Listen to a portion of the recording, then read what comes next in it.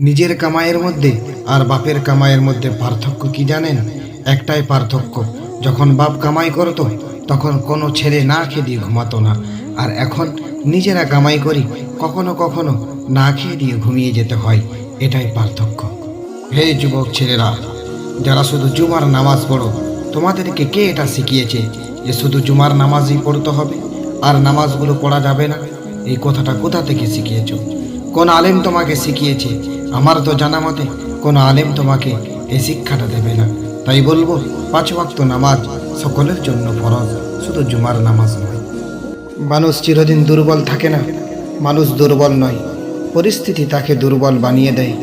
আর সেই সময় কিছু মানুষ আসে যারা তার দুর্বলতার সুযোগ নিয়ে নিজেদেরকে বাঘ ভাবতে শুরু করে, কিন্তু তারা জানে না মানুষ চিরদিন দুর্বল থাকে না। তাই এই কথার ব্যাপারে একটা মতামত করে যাবেন। মেয়েদের দিকে খারাপ নজরে তাকানোর শাস্তি কি ভয়ঙ্কর হতে পারে। রাসূলুল্লাহ সাল্লাল্লাহু আলাইহি ওয়াসাল্লাম স্বপ্নে দেখলেন একদল লোকের চোখে লোহার কাঁটাযুক্ত হুক দিয়ে উবড়ানো হচ্ছিল। জিজ্ঞেস করা হলো, বলা হয় এরা ছিল সেই সব মানুষ যারা দৃষ্টি সংযতন করতে পারে না, তাই তাদের এইরকম শাস্তি হচ্ছে। হাল ছেড়ে দিও না, স্বপ্ন দেখতে থাকো। আল্লাহ কাউকে নিরাশ করেন না, আল্লাহর উপর বিশ্বাস রাখো। সময় মতো সব আশা পূরণ করবে একদিন না একদিন ইনশাআল্লাহ। জাহাজের চারপাশে জল থাকে কিন্তু জাহাজ ডুবে না। যখনই জল জাহাজের ভিতরে প্রবেশ করে তখনই ডুবে যায়। ঠিক তেমনই মানুষের চারিপাশে যখন খারাপ মানুষগুলো থাকে তখন যতই সমালোচনা করুক না কেন ক্ষতি হয় না, কিন্তু যখনই খারাপ মানুষগুলোকে আপনি নিজের জীবনের অংশ মনে করবেন তখনই তারা আপনাকে ধীরে ধীরে ধ্বংস করে ফেলবে। কথাটা খারাপ লাগলেও কিন্তু কথাটা বাস্তব। হঠাৎ করে বিপদে পড়ে গেলে নিজের রক্তের ভাইকেও চেনা যায়, কেননা বাবার কাছ থেকে যে জমি ভাগ পেয়েছে সেই জমি যদি নিজের বিপদের জন্য বিক্রি করতে চায়, সেই ভাই পাশে এসে দাঁড়িয়ে বলে, ভাই আমাকে জমিটা বিক্রি করে দাও কিছু টাকার বিনিময়ে। অথচ নিজের মায়ের পেটের ভাইকে সাহায্য করতে চায় না। হ্যাঁ, কথাটা খারাপ লাগলেও এটাই বাস্তব কথা। বাড়িতে চলে আই বাবা, এই কথাটা একমাত্র আমাদের প্রাণ প্রিয় আব্বা জানিয়ে বলে। তোর হাত খরচ নেই তো কি হয়েছে, আমি চালাবো, আমি কি মরে গেছি নাকি? 54 বছর বয়সী বাবার এমন কথা শুনে চোখ দিয়ে অশ্রু ঝরে আসে। বাবার অর্থ সম্পদ নয়, বাবা বেঁচে থাকাটাই পৃথিবীর সবচেয়ে বড় সাহস এবং শক্তির কথা। বাবাকে ভালোবাসলে আই লাভ বাবা বলে লিখে দিন। অনেক দামি কথাগুলো বাটপারের জনপ্রিয়তা বেশি হয়, সস্তা জিনিসের খরিদ্দার বেশি হয়, ব্যক্তিত্বহীন মানুষের বন্ধু বেশি হয়, প্রতিবাদী মানুষের শত্রু বেশি হয়, মিথ্যাবাদী মানুষের মুখে মধু বেশি হয়, সৎ মানুষের অভাব বেশি হয়, ভালো মানুষের সংখ্যা কম হয়। কথা ঠিক কিনা? মতামত দিন। তোমাকে কেউ যদি জিজ্ঞাসা করে তোমার পরিচয় কি, তুমি তাদেরকে এক কথাই বলে দিবে, আমার পরিচয় হলো আমি নবীর উম্মত, আমি নবীর গোলাম। এক কথায় তাদেরকে বলবে, আই লাভ মুহাম্মদ সাল্লাল্লাহু আলাইহি ওয়াসাল্লাম, আমি নবীকে খুব ভালোবাসি। আমরা এমন এক কিতাব পেয়েছি, তার নাম হলো কোরআন। সেই কোরআন বুঝে পড়লেও সওয়াব, কোরআন না বুঝে পড়লেও সওয়াব, কোরআন পড়া শুনলেও সওয়াব এবং কোরআন দেখলেও সওয়াব। সুবহানাল্লাহ।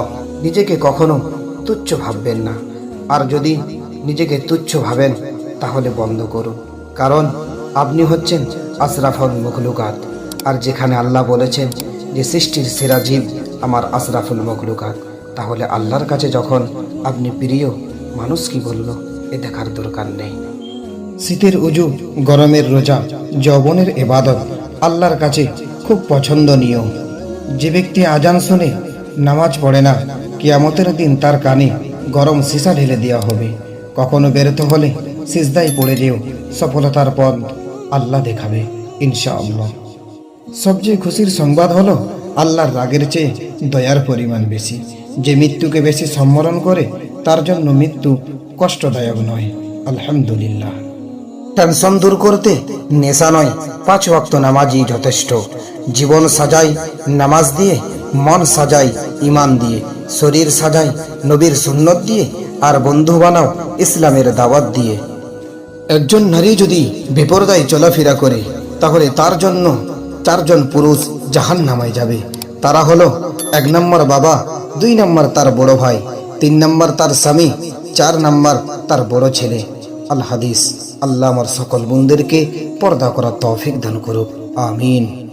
তোমাকে কেউ যদি জিজ্ঞাসা করে তোমার পরিচয় কি, তুমি তাদেরকে এক কথাই বলে দিবে, আমার পরিচয় হলো আমি নবীর উম্মত, আমি নবীর গোলাম। এক কথায় তাদেরকে বলবে, আইলা মুহাম্মদ সাল্লাল্লাহু আলাইহি ওয়াসাল্লাম, আমি নবীকে খুব ভালোবাসি। আমরা এমন এক কিতাব পেয়েছি, তার নাম হলো কোরআন। সেই কোরআন বুঝে পড়লেও সওয়াব, কোরআন না বুঝে পড়লেও সওয়াব, কোরআন পড়া শুনলেও সওয়াব এবং কোরআন দেখলেও সওয়াব। সুবহানাল্লাহ। নিজেকে কখনো তুচ্ছ ভাববেন না, আর যদি নিজেকে তুচ্ছ ভাবেন তাহলে বন্ধ করুন, কারণ আপনি হচ্ছেন আশরাফুল মখলুকাত। আর যেখানে আল্লাহ বলেছেন যে সৃষ্টির সেরা জীব আমার আশরাফুল মখলুকাত, তাহলে আল্লাহর কাছে যখন আপনি প্রিয়, মানুষ কি বলল এ দেখার দরকার নেই। শীতের উজু, গরমের রোজা, যৌবনের ইবাদত আল্লাহর কাছে খুব পছন্দনীয়। যে ব্যক্তি আজান শুনে নামাজ পড়ে না, কিয়ামতের দিন তার কানে গরম সীসা ঢেলে দেওয়া হবে। কখনো ব্যর্থ হলে সিজদায় পড়ে যেও, সফলতার পথ আল্লাহ দেখাবে ইনশাআল্লাহ। সবচেয়ে খুশির সংবাদ হলো আল্লাহর রাগের চেয়ে দয়ার পরিমাণ বেশি। যে মৃত্যুকে বেশি সম্মরণ করে তার জন্য মৃত্যু কষ্টদায়ক নয়, আলহামদুলিল্লাহ। হযরত মুহাম্মদ সাল্লাল্লাহু আলাইহি ওয়াসাল্লাম বলেন, আমার উম্মতিরা যখন নামাজের জন্য উজু করে তখন তাদের হাতের পানি ঝরার সময় তাদের সগীরা গুনাহগুলি মাফ হয়ে যায়। সুবহানাল্লাহ। হে আল্লাহ, আমাদের জন্য জাহান্নামের আগুন হারাম করে দিন, আমিন আমিন। মিথ্যা হতে দূরে থাকো, কেননা মিথ্যা চেহারাকে কালো করে দেয়। কম হাসো, কম খাও, কম কথা বলো, ইবাদতের সমতুল্য। হযরত মুহাম্মদ সাল্লাল্লাহু আলাইহি ওয়াসাল্লাম। যার অন্তরে সরিষা সমপরিমাণ ঈমান আছে সে জাহান্নামে যাবে না, আর যার অন্তরে সরিষা সমপরিমাণ অহংকার আছে সে জান্নাতে কখনো যেতে পারবে না। মুসলিম শরীফ। যে মহিলা বিসমিল্লাহ বলে খাবার প্রস্তুত করে, আল্লাহ তাআলা সেই খাবারের মধ্যে এত বরকত দেয়, এত বরকত দেয়, একথা বলেছে হযরত বিশ্বনবী সাল্লাল্লাহু আলাইহি ওয়াসাল্লাম। আমার সকল বোনদের কাছে এই বার্তাটি পৌঁছিয়ে দিন। ডান হাতে কেন ঘড়ি পরব আমরা আর বাম হাতে কেন পরব না, এটি সম্পূর্ণ জেনে নিন। কাফিরদের প্রচারিত নিয়ম হচ্ছে বাম হাতে ঘড়ি পরা, আর আমরা এই অভ্যাসে তাদের বিরোধিতা করার জন্য শরীয়তে এক বিরাট অধ্যায় পাচ্ছি। তাই ডান হাতে ঘড়ি পরলে যেমন ডান দিক থেকে কাজ শুরু করার অনুমতি বাস্তবায়ন করা হবে, তেমনি কাফিরদের বিরোধিতা করার মূল নীতিও বাস্তবায়ন করা হবে। তাহলে আমরা কোন হাতে ঘড়ি পরব? শিক্ষাটা ছড়িয়ে দাও সমস্ত মুসলমানদের কাছে। আল্লাহর কাছে সবচেয়ে বড় উত্তম ইবাদত হচ্ছে নামাজ। তুমি যাকে ভালোবাসবে হাসরের ময়দানে তুমি তার সাথেই থাকবে, একথা বলেছেন হযরত মুহাম্মদ সাল্লাল্লাহু আলাইহি ওয়াসাল্লাম। রাসূলুল্লাহ সাল্লাল্লাহু আলাইহি ওয়াসাল্লামের বাণী, হে আল্লাহ, আমি আশ্রয় চাচ্ছি কৃপণতা থেকে এবং আশ্রয় চাইছি পুরুষত্বা থেকে, আর আশ্রয় চাইছি বার্ধক্যের চরম পর্যায় থেকে, দুনিয়ার ফিতনা ও ফাসাদ ও কবরের আযাব হতে। সহিহ বুখারী। চোখে পানি চলে আসার মতো আল্লাহর কিছু কথা। আমি কি তোমার রব নই? তাহলে আমাকে ছেড়ে তুমি কোথায় যাচ্ছ? এই দুনিয়া কি তোমায় আমার চেয়ে বেশি প্রিয়? আমি যে তোমার অনেক ভালোবেসে সৃষ্টি করেছি, তুমি কি দেখো না প্রতিদিন তোমার গুনাহগুলো আমার কাছে পৌঁছে যায়? তারপরও আমি তোমার রিজিক বন্ধ করি না, বরং আমি প্রতিদিন তোমার জন্য তা সহজ করে দিই। আলহামদুলিল্লাহ। গোপনে পাপ করলে মানুষ তিলে তিলে ধ্বংস হয়ে যায়, আর গোপনে ইবাদত করলে মানুষ শ্রেষ্ঠ হয়ে যায়। দিনের আলোতে রিজিক তালাশ করো, আর রাতের আধারে তাকে তালাশ করো যিনি তোমাকে রিজিক দেয়, একথা বলেছেন হযরত আলী রাদিয়াল্লাহু তাআলা আনহু। যদি কখনো মনে অহংকার চলে আসে তাহলে একটা বার কবরস্থান থেকে ঘুরে আসুন। সেখানে তোমার থেকেও সুন্দর, ধনী এবং জ্ঞানী মানুষ শুয়ে আছে। মেধাবী হয়ে অধিক গর্ব করার কিছুই নেই। শয়তানও কিন্তু মেধাবী ছিল, তবে তার শেষ পরিণত তাকে জান্নাত থেকে বের করে দেওয়া হয়েছে। তাই বেশি অহংকার ভালো নয়। রিজিক কখন বাড়ে জানেন? যখন আপনি গোপনে দান করবেন তখন রিজিক বাড়বে। যখন আপনি অন্যের জন্য ভালো চাইবেন আপনার রিজিক বাড়বে। যখন আপনি ফজরের সময় জেগে থাকবেন আপনার রিজিক বাড়বে। বেশি বেশি ইস্তেগফার করলে আপনার রিজিক বাড়বে। আল্লাহ কাউকে ভুলে যায় না। সবর করুন, দেখবেন আপনি ভালো পথে থাকলে রিজিকের দরজা খুলবেই ইনশাআল্লাহ। সেজদায় মুখ চেপে কাঁদছেন, আরও একটু কাঁদুন।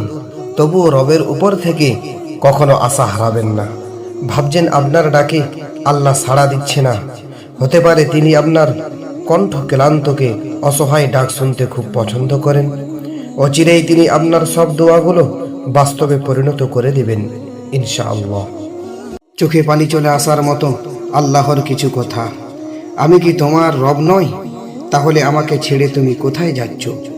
এই দুনিয়া কি তোমায় আমার চেয়ে বেশি প্রিয়? আমি যে তোমার অনেক ভালোবেসে সৃষ্টি করেছি। তুমি কি দেখো না, প্রতিদিন তোমার গুনাহগুলো আমার কাছে পৌঁছে যায়। তারপরও আমি তোমার রিজিক বন্ধ করি না, বরং আমি প্রতিদিন তোমার জন্য তা সহজ করে দিই। আলহামদুলিল্লাহ। গোপনে পাপ করলে মানুষ তিলে তিলে ধ্বংস হয়ে যায়, আর গোপনে ইবাদত করলে মানুষ শ্রেষ্ঠ হয়ে যায়। দিনের আলোতে রিজিক তালাশ করো, আর রাতের আধারে তাকে তালাশ করো যিনি তোমাকে রিজিক দেয়। একথা বলেছেন হযরত আলী রাদিয়াল্লাহু তাআলা আনহু। যদি কখনো মনে অহংকার চলে আসে তাহলে একটা বার কবরস্থান থেকে ঘুরে আসো।